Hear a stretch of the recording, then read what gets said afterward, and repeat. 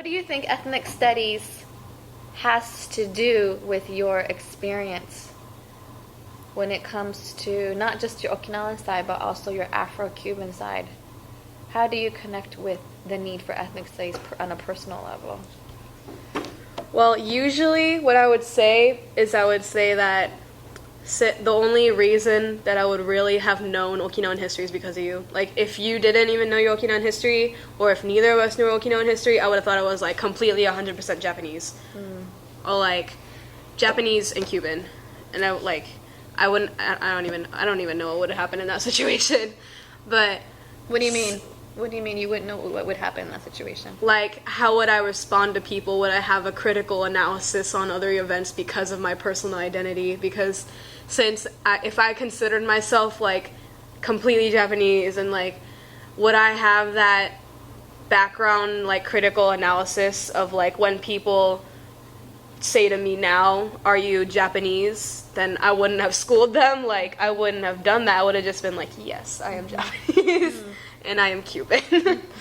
So I think in general for me it's about learning who I am, because I still don't really know who I am completely.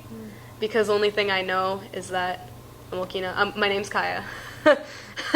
I'm Okinawan, Cuban, and Mexican, and that's my story.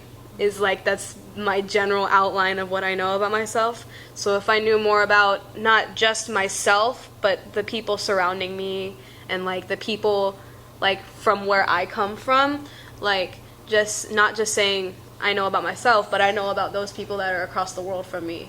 Like, I know about what their history is like, I know what happened. Like, just having that knowledge in general would probably help me a lot more with a lot of different things in life. As a mom and as a teacher, watching you with your excitement to learn about your heritage, not just a small part of your heritage, but all of your heritage, and then learning about that part of the heritage makes you want to learn about people in your life's heritage.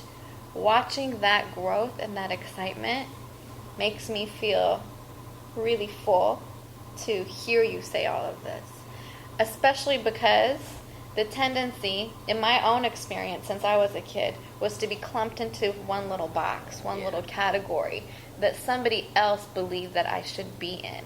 And you're busting down those categories to say, don't box me, and let me thrive by learning about other people's history too, so I could be empowered to fight for change.